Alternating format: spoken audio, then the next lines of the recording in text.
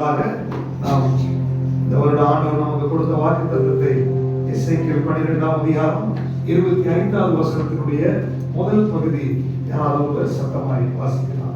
நான் கர்த்தர், நான் சொல்லுவேன், நான் சொல்லும் வார்த்தை நிறைவேறும், இனி தாமதியாதே. நான் கர்த்தர், நான் சொல்லுவேன், நான் சொல்லும் வார்த்தை நிறைவேறியே ஆகும். அது தாமதிக்காது. ஹல்லேலூயா. தாமதிக்காமல் கிரியை செய்கிற தேவன் நம்முடைய ஆண்டவராய் இருக்கிறார். எத்தனை பேர் விசுவாசிக்கிறீங்க? நீங்க விசுவாசத்தை அறிக்கை செய்யும் போது வாக்குத்தத்தங்களை சுதந்தரித்துக் கொள்வீங்க. ஹல்லேலூயா. உங்க வாயை திறந்து நம்ம அறிக்கை செய்யணும். பாட்டு பாடுறது ஒரு விசுவாச அறிக்கை. வசனத்தை வாசிச்சு அதை சொல்லி ஜெபிப்பது ஒரு விசுவாச அறிக்கை. நீங்க விசுவாச அறிக்கை எப்பொழுதெல்லாம் சொல்லுகிறீர்களோ தேவன் அந்த விஷயத்துல கிரியை செய்ய ஆரம்பிப்பார். ஹல்லேலூயா. அப்ப ஆண்டவர் தாமதிக்கவே மாட்டேங்கிறார். நம்ம சில நாட்களாய் தியானிச்சு வரோம். தாமதத்தின் காரணம் என்ன? ஆண்டவர் தாமதிக்கிறதே கிடையாது. ஏன் தாமதமாகிறது அப்படின்னா, சில நேரத்தில் என்னுடைய மனம் திரும்புதல் தேவைப்படுகிறது. நான் எங்கேயோ மனம் திரும்பாமல் இருக்கிற சில விஷயங்களின் நிமித்தமாய் தேவன் எனக்கு கொடுக்க வேண்டிய நன்மைகள் வந்து சேராமல் இருக்கிறது. அடுத்து பார்த்தோம், சிந்தனையில, என்னுடைய சிந்தனையில நான் தேவன் விரும்புகிற மாதிரி நினைக்காததுனால, விசுவாசிக்கிறதுனால காணப்படுகிறவைகளை அல்ல காணப்படாதவைகளை நோக்கி இருக்கிற நமக்கு அதி சீக்கிரத்துல நீங்கிவிடும் இந்த லேசான உபத்திரவம். ஆனால் காணப்படுகிற பிரச்சனைகளையே நான் பார்க்கிறதுனால, காணப்படாதவைகளின் மேல் எனக்கு விசுவாசம் வராததுனால பல நேரங்களில ஆசீர்வாதம் தாமதமாகிறது. நம்ம நிறைய காரியங்களை கடந்த நாட்களில் நம்ம தியானிச்சுட்டே வரோம். போன வாரம் கூட நம்ம தியானிச்சோம். தேவ சித்தம் நான் செய்யறதில்லை, நிறைய விருப்பப்படி நான் வாழ்றேன். தேவ சித்தத்துக்கு என்னை ஒப்பு கொடுக்கும் போது எனக்கான வாக்குத்தத்தங்கள், எனக்கான நன்மைகள் என்னை தேடி வரும் என்பதுல எந்த விதமான சந்தேகமும் இல்லை. ஹல்லேலூயா. எத்தனை பேர் விசுவாசிக்கிறீங்க? ஹல்லேலூயா. இன்றைக்கு ஏன் தாமதமாகிறது என்று சொல்லி வேற ஒரு விஷயத்தை நம்ம பார்த்து இன்னைக்கு அதை உடைச்சு அதுல ஒரு ஜெயத்தை நம்ம பெற்றுக்கொள்ள போகிறோம். எத்தனை பேர் விசுவாசிக்கிறீங்க? ஹல்லேலூயா. வாசிக்கலாம். அதனுடைய ஆதாரமாக தானியேல் தீர்க்கதரிசன புஸ்தகம் 10ஆம் அதிகாரம் 12வது வசனமும் 13வது வசனமும் வாசிக்கலாம். அப்பொழுது அவன் என்னை நோக்கி, தானியேலே பயப்படாதே, நீ அறிவை அடைகிறதற்கும் உன்னை உண்டாக்கின தேவனுக்கு முன்பாக சிறுமைப்படுத்துவதற்கும் உன்னுடைய மனதை நீ செலுத்தின முதல் நாள் தொடங்கி உன்னுடைய வார்த்தைகள் கேட்கப்பட்டு விட்டது. உன்னுடைய வார்த்தைகளின் நிமித்தம் நான் என்ன பண்ணுகிறேன்? வந்திருக்கிறேன். பெர்சியா ராஜ்யத்தின் அதிபதி 21 நாள் மட்டும் என்னோடு எதிர்த்து நின்றான்.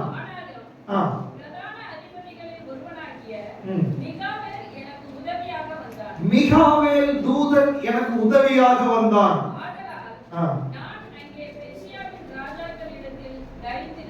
ஓகே.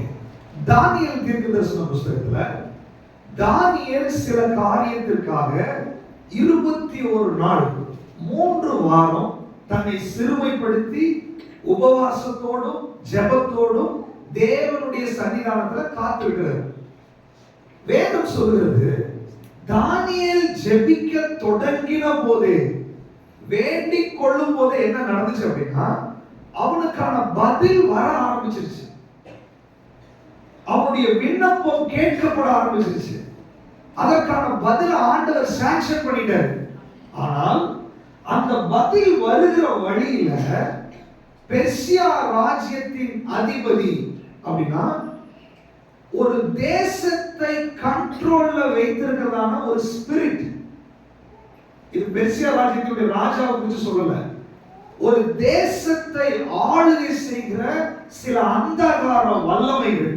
இது என்ன பண்ணுது அப்படின்னா, தானியேலின் ஜெபத்திற்கான பதிலை வான மண்டலங்களிலே தடுத்து கொண்டிருக்கிறது.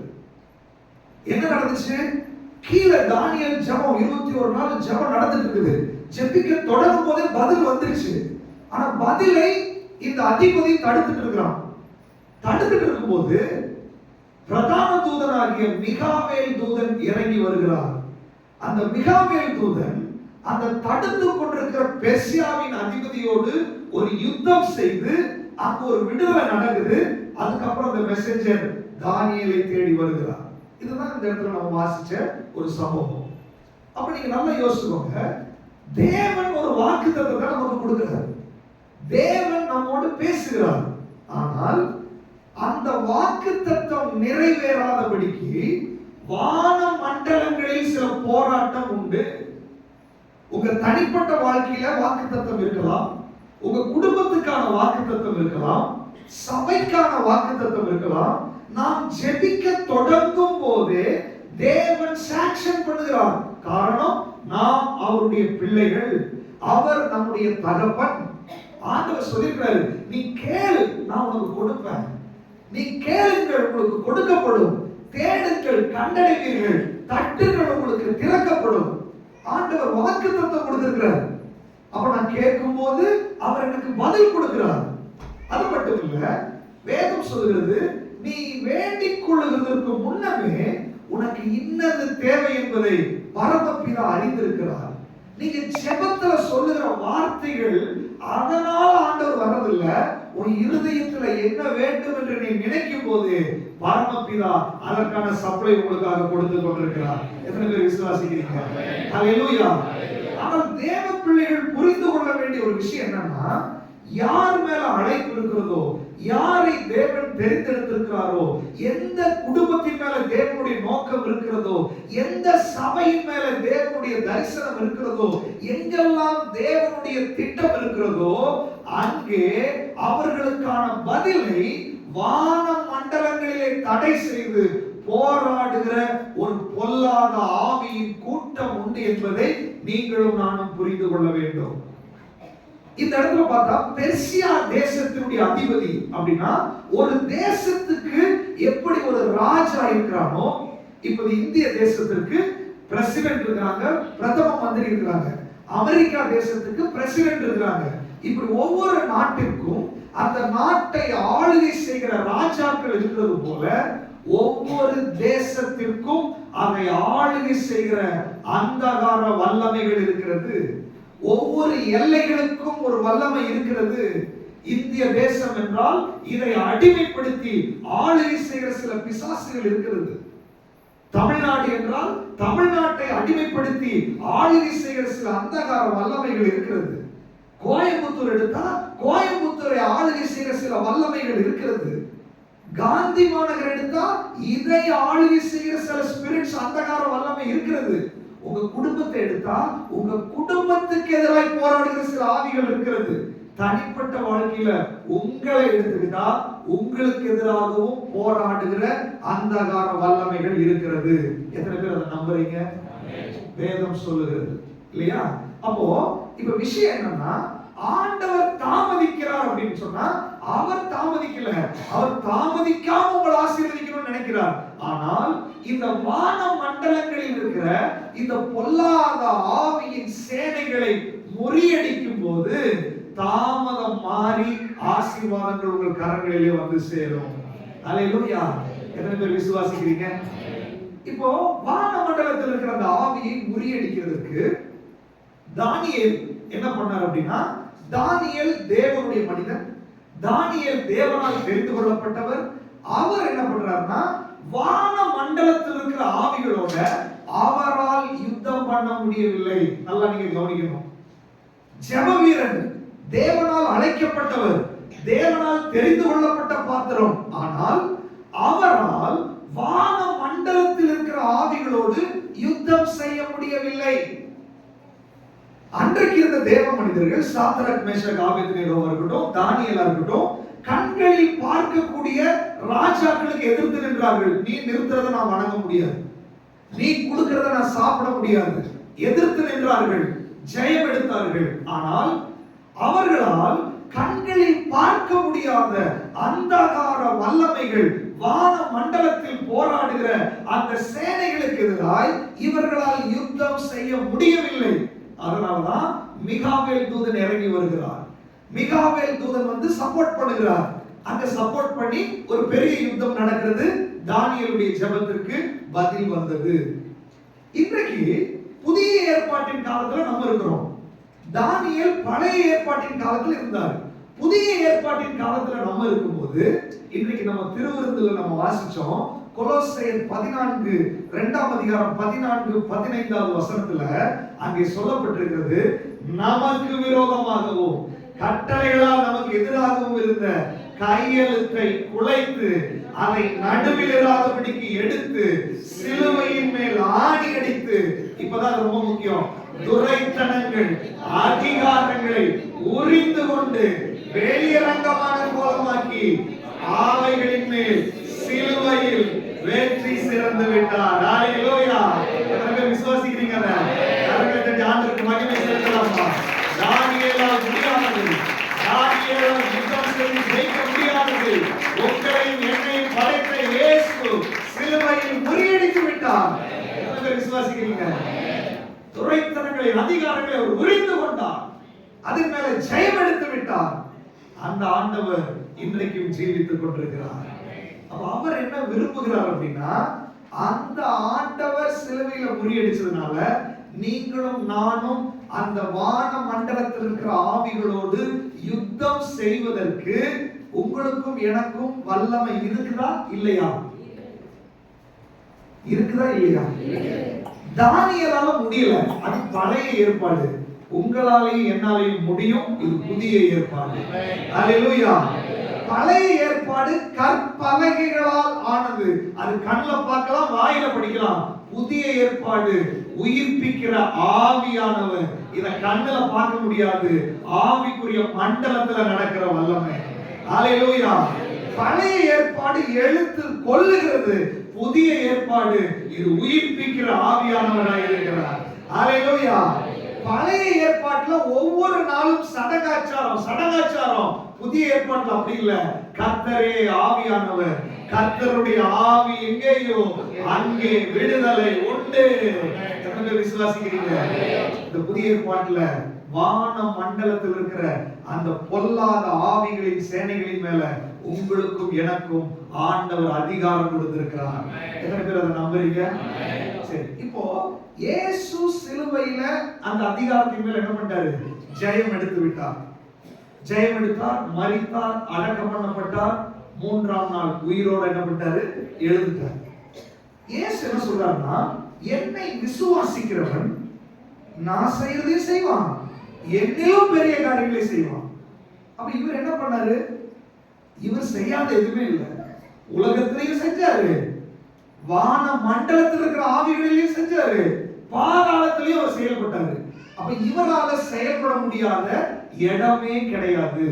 அப்போ தேவனை விசுவாசிக்கிற விசுவாசிகள் அவர் என்ன செஞ்சாரோ அதெல்லாம் நம்மளாலேயும் செய்ய முடியும். அதற்கு மேலையும் செய்யறதற்கு உங்களுக்கும் எனக்கும் அதிகாரம் கொடுத்திருக்கிறார். எத்தனை பேர் விசுவாசிக்கிறீங்க? ஹalleluya.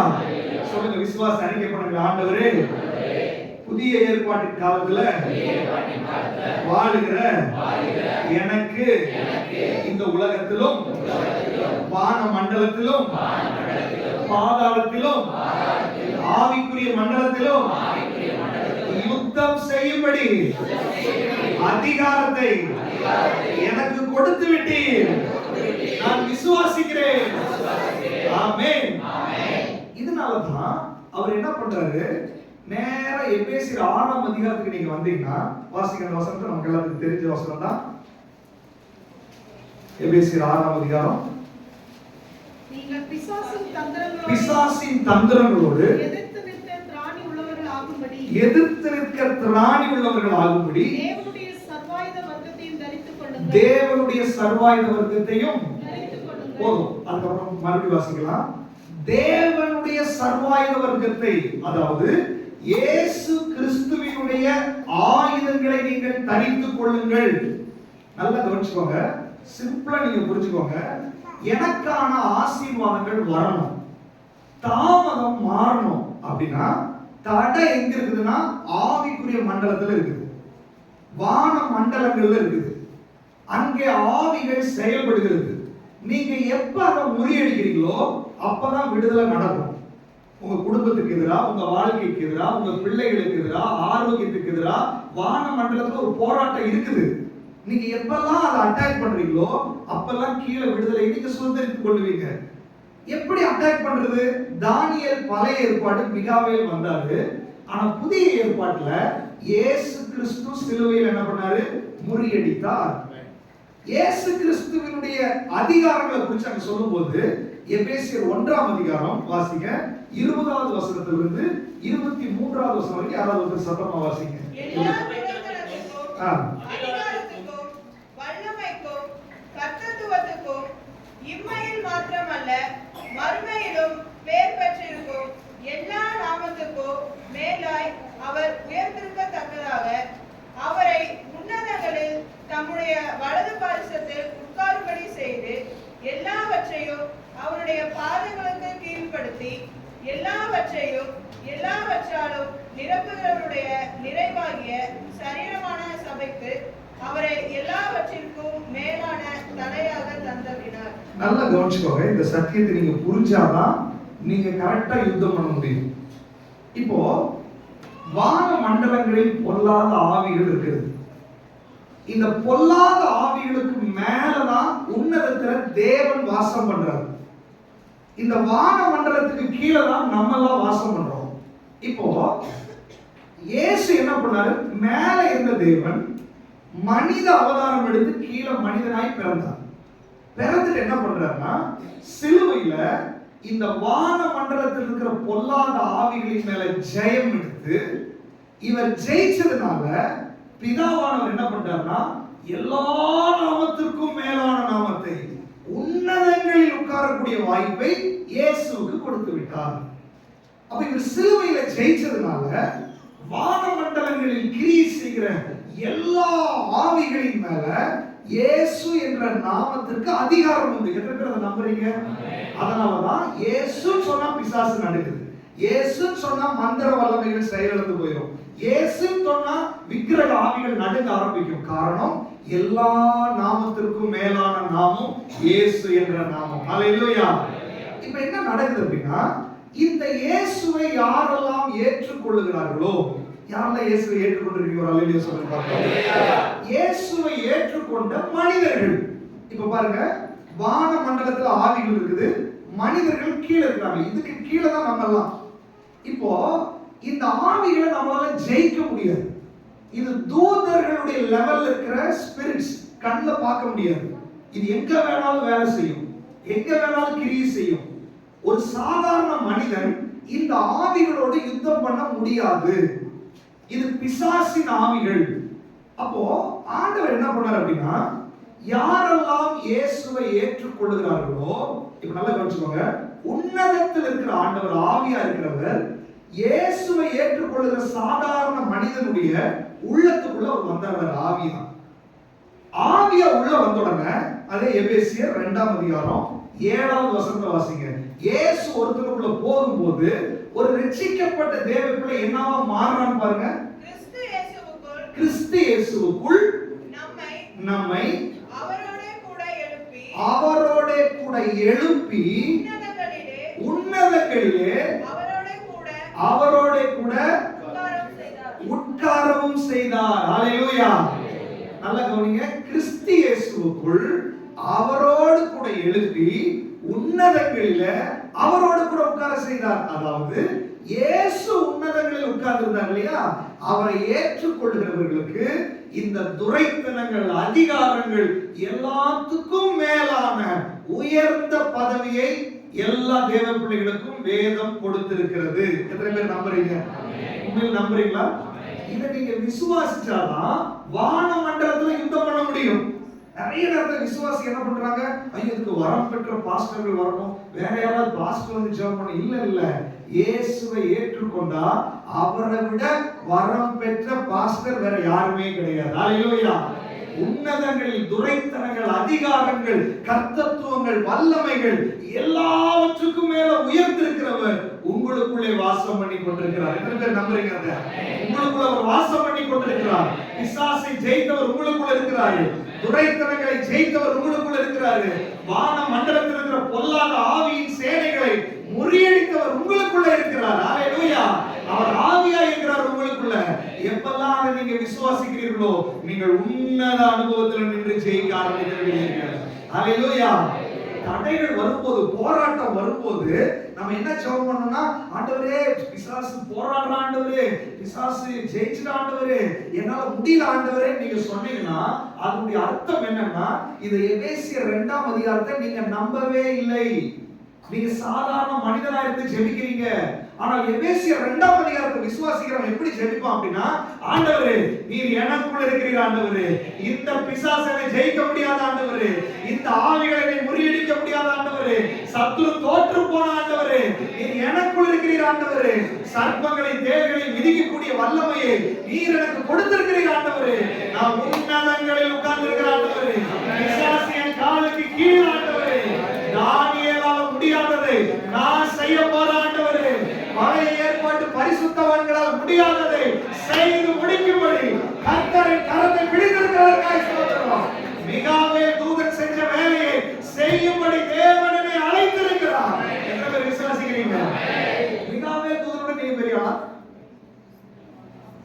பெரிய ஆளா இல்லையா? ஆமென் சொன்னா பொதுவான பதில். பெரிய ஆளா இல்லையான்னு கேட்டீங்க. வாசிங்க எபிரேயர்கள் நிருபம்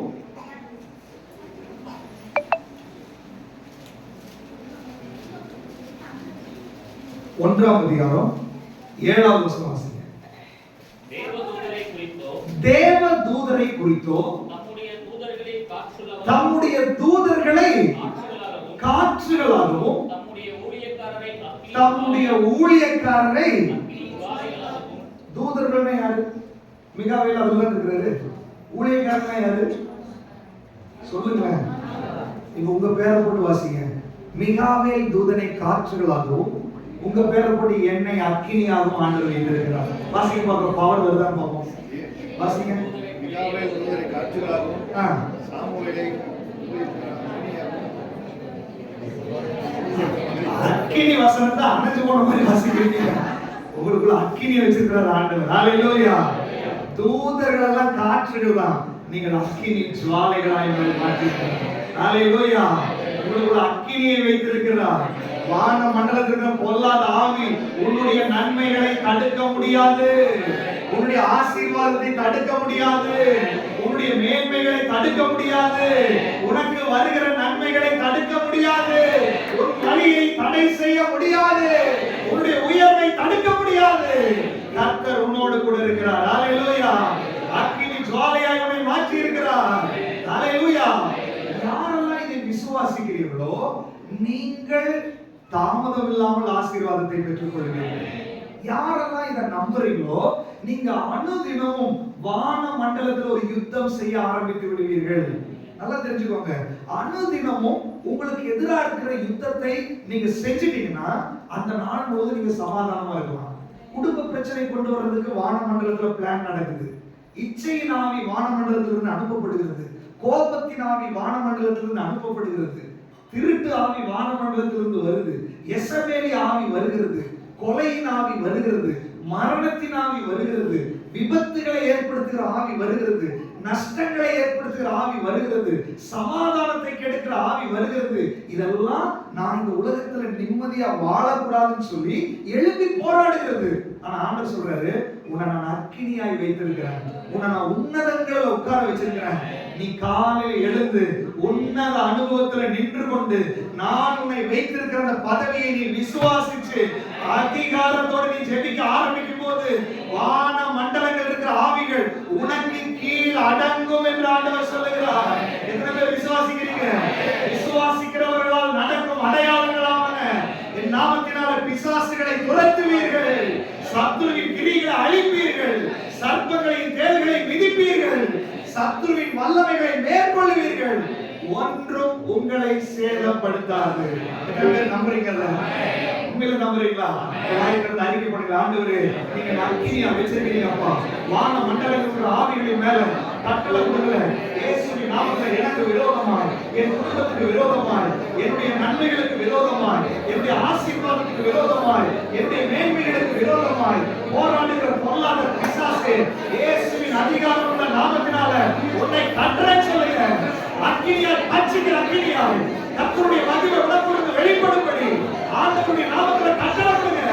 நீ ஜெயிக்க ஆரம்பித்து விடுவாய். உனக்கான நன்மைகள் தாமதம் இல்லாமல் இறங்கி வரும்படி கர்த்தருடைய மகிமை உன்னை கரம் பிடித்திருக்கிறது. ஹalleluya, ஹalleluya.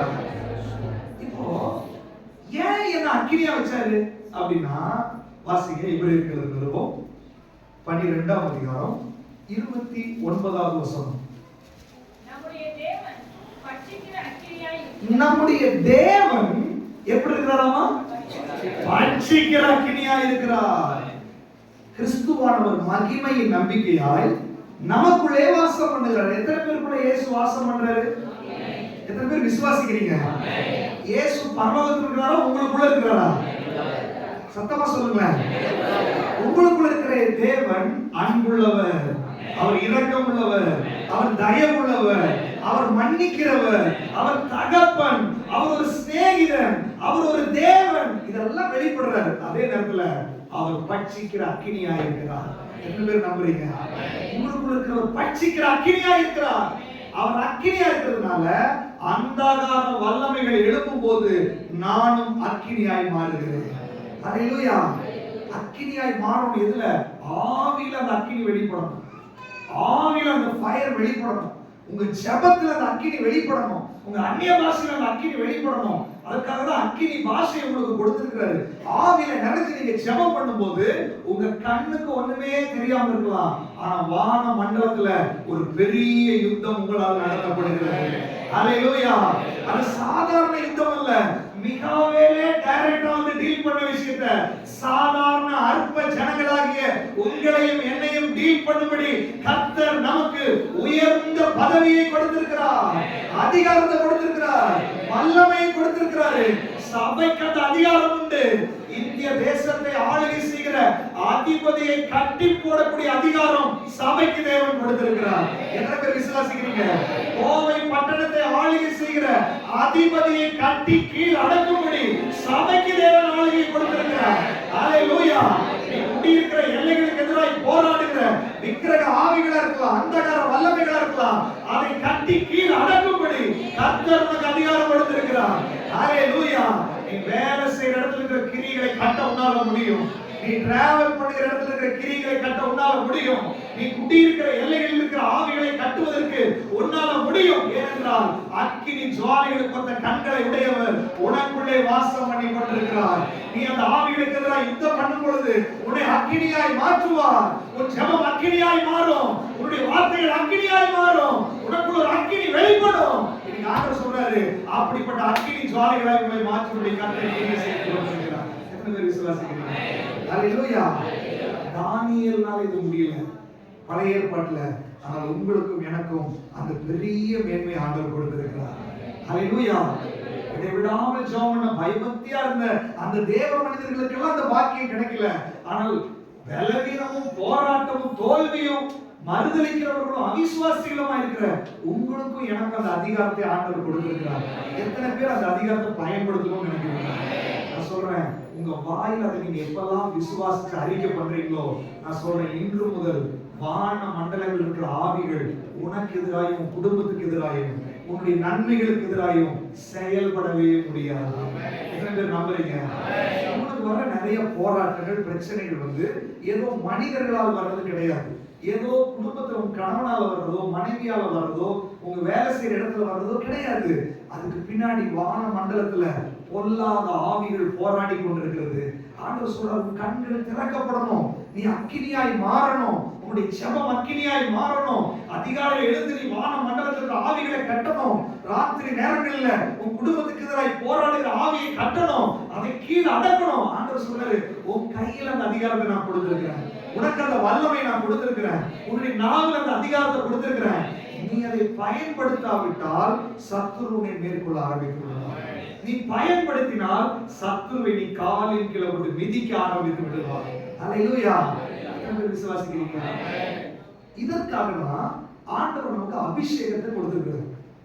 இயேசு கிறிஸ்துவை அபிஷேகம் பண்ணினார். இயேசு கிறிஸ்து ஒரு மனுஷனா வந்ததுனால அவர் ஞானஸ்நானம் பெற்று கரையேறும்போது பரிசுத்த ஆவியினால் அபிஷேகம் பண்ணப்பட்டார். வாசிக்கலாம், மத்தேயு 3ஆம் அதிகாரம் 16வது வசனம். இயேசு ஞானஸ்நானம் பெற்று ஜலத்திலிருந்து கரையேறின உடனே இதோ வானம் அவருக்கு திறக்கப்பட்டது. மத்தேயு 3:16 வாசிக்கிறீங்க? ஓகே, வாசிங்க. வானம் அவருக்கு திறக்கப்பட்டது, தேவ ஆவி புறாவை போல இறங்கி தம்மேல் வருகிறதை கண்டார். அன்றியும் வானத்திலிருந்து ஒரு சத்தம் உண்டாகி, இவர் என்னுடைய நேசகுமாரன், இவரில் பிரியமா இருக்கிறேன் என்று உரைத்தது. நல்லா கவனிச்சுக்கோங்க.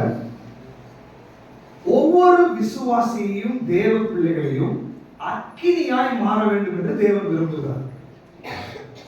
இந்த அக்கினியாய் மாறதுக்காக ஒரு முன்மாதிரியாய் இயேசு கிறிஸ்து இருந்தார்.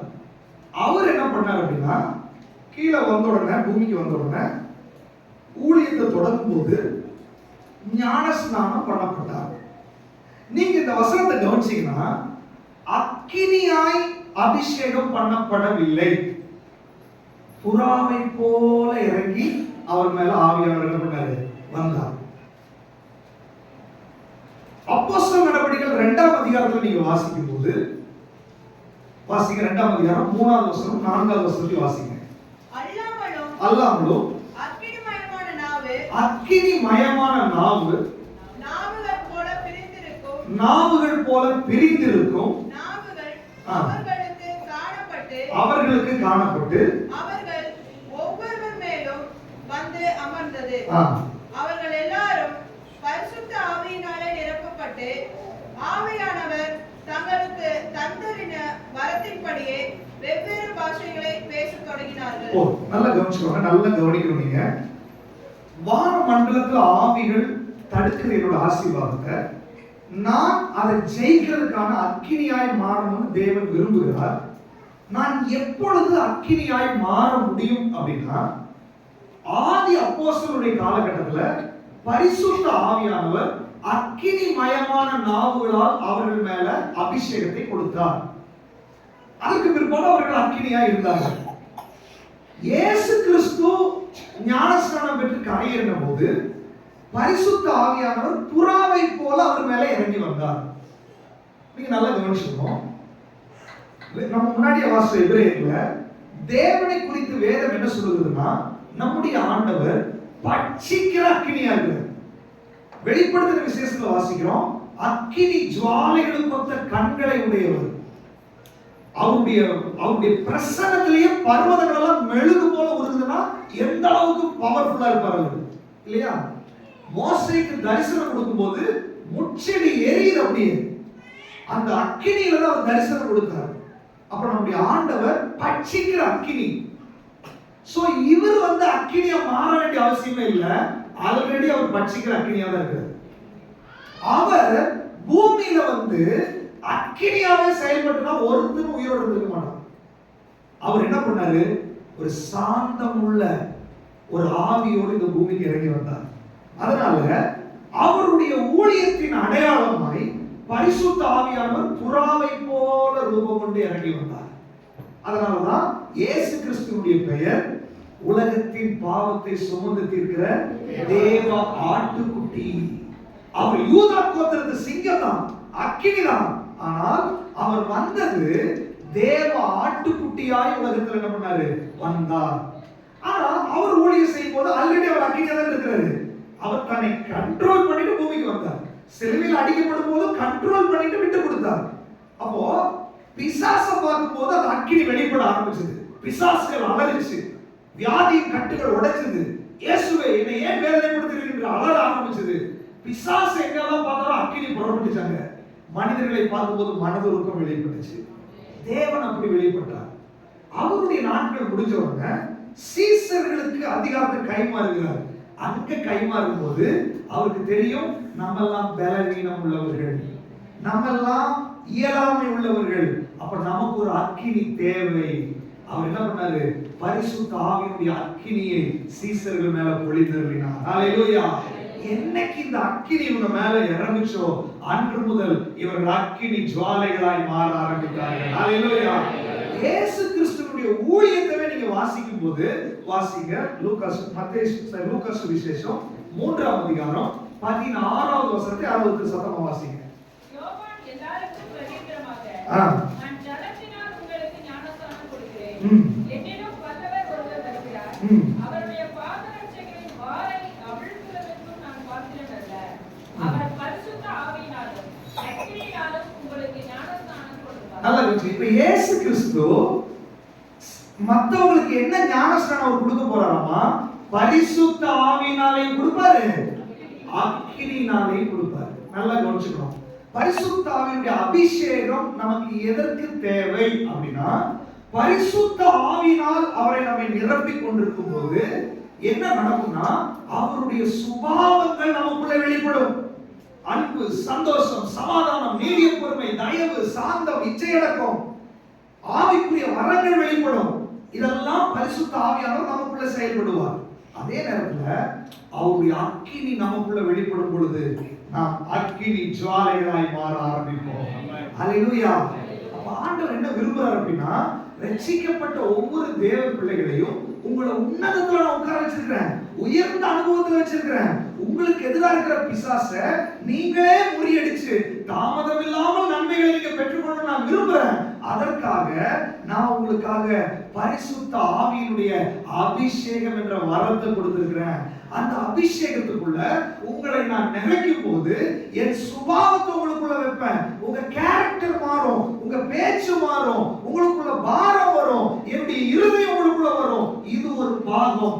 ஆனால் நீ இந்த உலகத்துல வாழ்றதுனால, நீயும் சத்துருவை எதிர்த்து நிக்க வேண்டிய ஒரு சூழ்நிலை இருக்கிறதுனால, வான மண்டலங்களில் பொல்லாத ஆவிகள் உனக்கு எதிராக யுத்தம் பண்ணி கொண்டிருக்கிறதுனால, என்னுடைய அக்கினியை உனக்குள்ள நான் வைக்க போகிறேன் அப்படின்றார். ஹல்லேலூயா.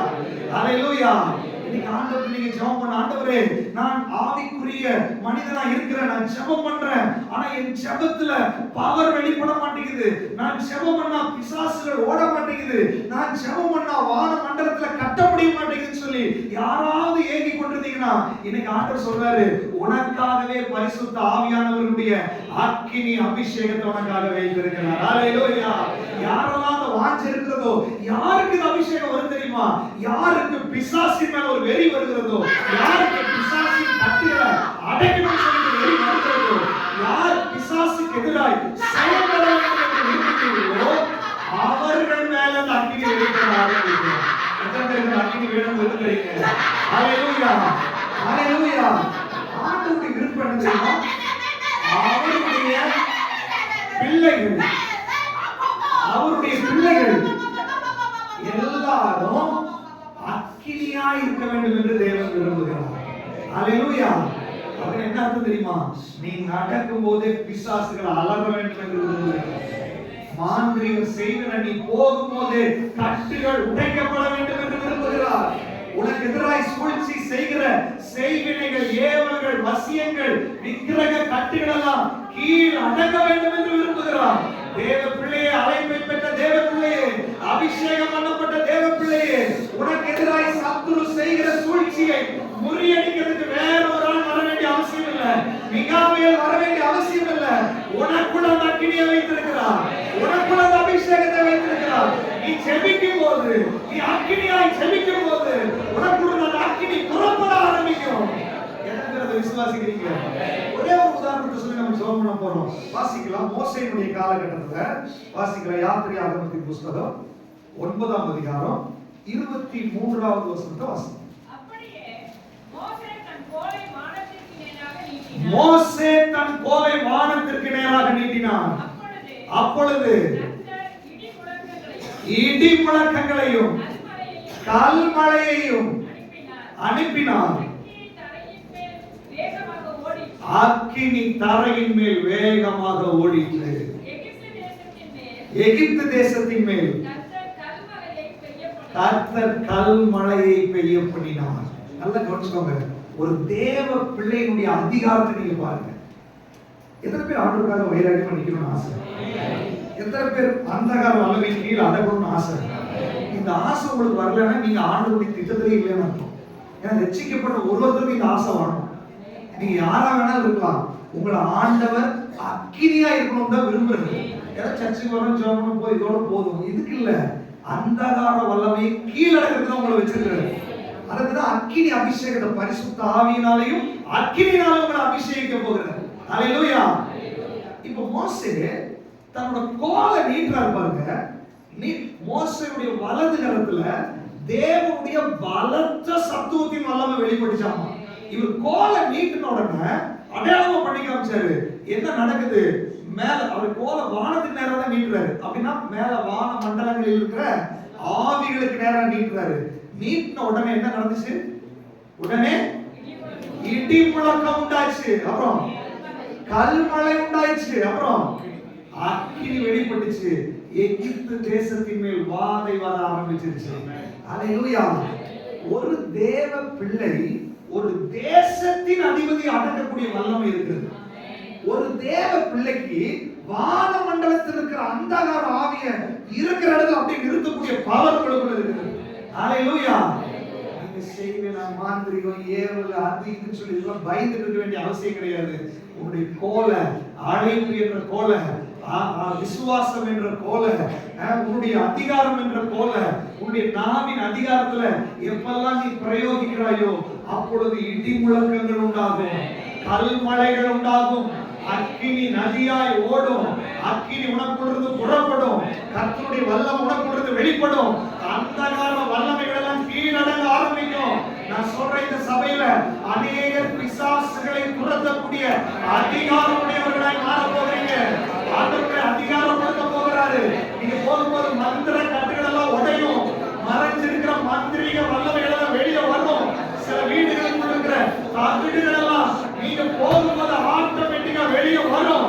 சத்துருவின் கிரியைகள் செயலிழந்து போகும். உன்னை அக்கினி ஜுவாலையாய் மாற்றிக் கொண்டிருக்கிறார். பரிசுத்த ஆவியில் மாத்திரமல்ல, அக்கினியால் அபிஷேகிக்கும்படி கர்த்தருடைய வல்லமை இந்த இடத்துல இறங்கி வந்திருக்கிறது. எத்தனை பேர் விசுவாசிக்கிறீங்க? அப்படியே கண்களை மூடி ஜெபிக்க போறீங்க. இன்னைக்கு பரிசுத்த ஆவியானவர் உங்களை அக்கினி ஜுவாலையாய் மாற்றிக் கொண்டிருக்கிறார். யாரெல்லாம் விசுவாசிக்கிறீர்களோ அப்படியே இருக்கிற இடத்துல உட்கார்ந்துட்டு நீங்க வாய்களை திறந்து சொல்லணும். கொஞ்ச நேரம் நம்ம ஜெபம் பண்ண போறோம். பரிசுத்த ஆவியானவர் அக்கினி ஜுவாலையாய் மாற்றுகிறார். இதுவரைக்கும் நீ தோற்று போனது போதும். இதுவரைக்கும் நீ பிசாசை பார்த்து பயந்தது போதும். இதுவரைக்கும் சத்துருவுக்கு எதிராக நீ தோற்று போனது போதும். இதுவரைக்கும் நீ சலித்து கிடந்தது போதும். இதுவரைக்கும் பவர்ஃபுல்லான ஊழியக்காரங்களை பார்த்து நீ சலிச்சு போனது போதும்.